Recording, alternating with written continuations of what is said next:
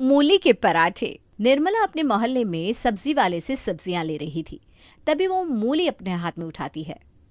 ये मूली कैसे भाव दी? 30 रुपए किलो है माता जी, बताइए कितनी तोलूं? कितनी तोलू तो ऐसे बोल रहा है जैसे मुफ्त में देगा मुझे सब्जी। अरे थोड़ा ठीक दाम लगा, 2 किलो ले लूंगी। 2 किलो मूली? अरे निर्मला, इतनी मूली का अचार डालेगी क्या? अचार डालने में तो बड़ी मेहनत है विमला। मैं तो इन मूली के पराठे बनवाऊंगी बहू से। क्या मूली के पराठे बनाती है मेरी बहू! वाह, सोच कर ही मुंह में पानी आ जाता है। कभी आना, खिलाऊंगी तुझे भी मूली के पराठे।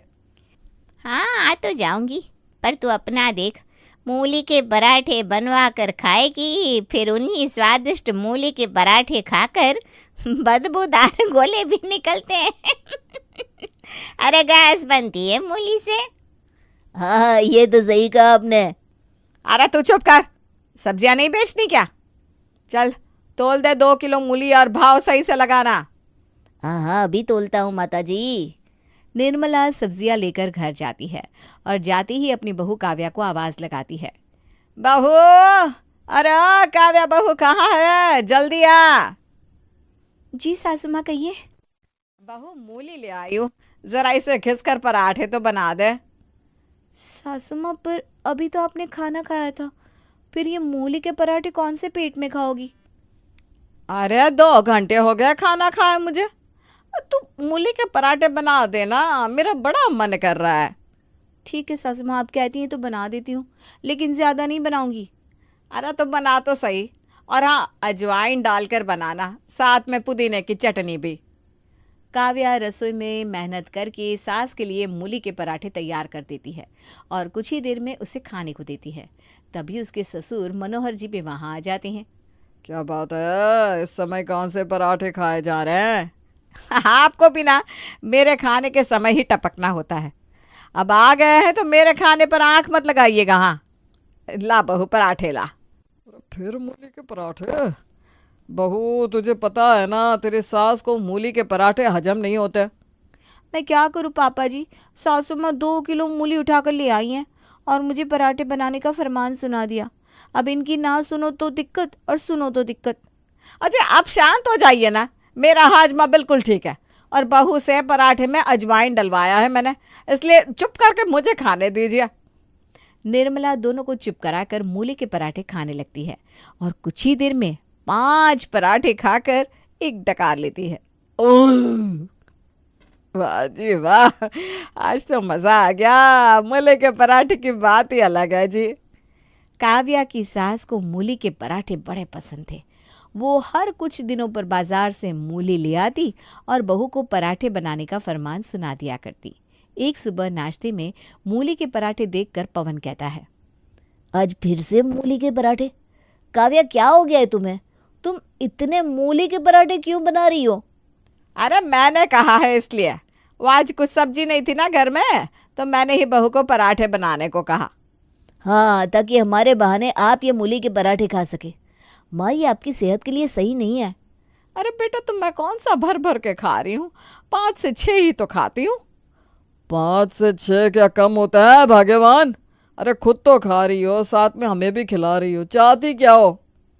ओहो, अब बन गया है तो खा लो ना, खाने के समय कितनी बातें करते हो सब।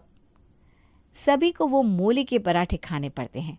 कुछ ही देर में मूली के पराठे अपना कमाल दिखाते हैं और निर्मला के पेट में गैस बनने लगती है। मेरा पेट, लगता है फिर से हाजमे की दिक्कत हो रही है। बड़ा पेट दर्द कर रहा है मेरा। एक काम करती हूँ, चूरण खा लेती हूँ। कहाँ रखा है चूरण? अब निर्मला पेट पकड़े चूरण लेने के लिए कमरे की तरफ जा रही थी। तभी वो एक बदबूदार पात छोड़ देती है, जिसकी बदबू से वहां से गुजर रही उसकी बहू काव्या नाक बंद कर लेती है। हाय हाय, इतनी गंदी बदबू कहाँ से आ रही है? अब हाँ बहू, बहुत गंदी बदबू आ रही है। लगता है घर में कोई चूहा मर गया है। चूहा? पर अपने घर में तो चूहा है ही नहीं सासू माँ। अरे कैसी बात कर रही है बहू, कल ही ना मैंने एक मोटा चूहा देखा था।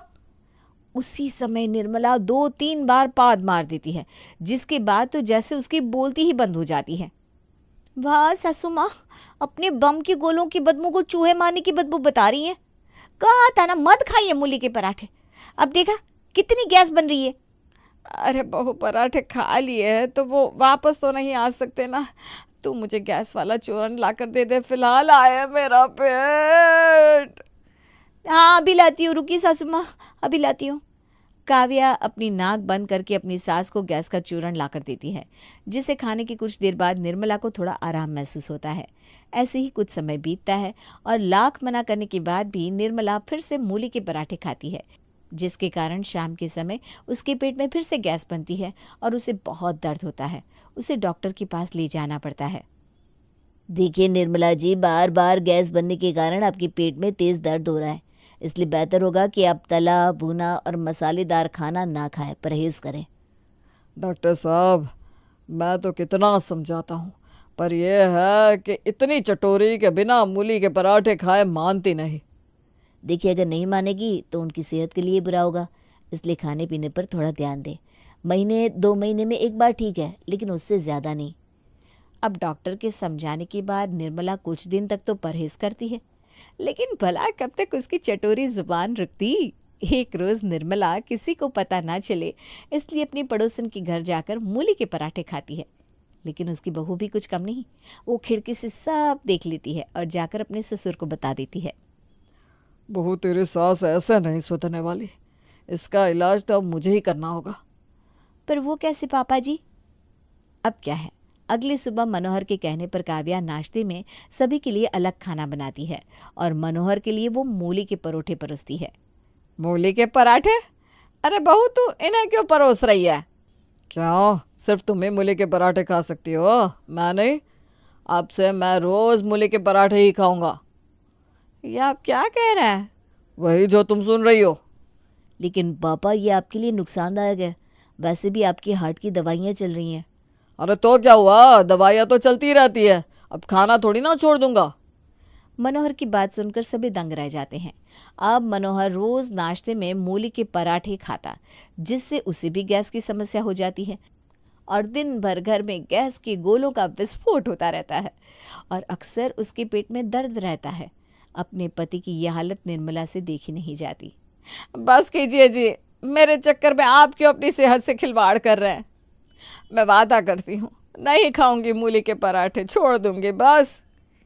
देख लीजिए मम्मी जी, जो वादा किया वो निभाना पड़ेगा। हाँ मम्मी, अब कोई बहाना नहीं चलेगा। अरे क्या तो रही हूँ, छोड़ दूंगी मूली के पराठे खाना और अपनी सेहत पर ध्यान दूंगी बस। उसकी ये बात सुनकर मनोहर को चैन आता है और इसके बाद से निर्मला अपना वादा निभाते हुए सच में मूली के पराठे खाना छोड़ देती।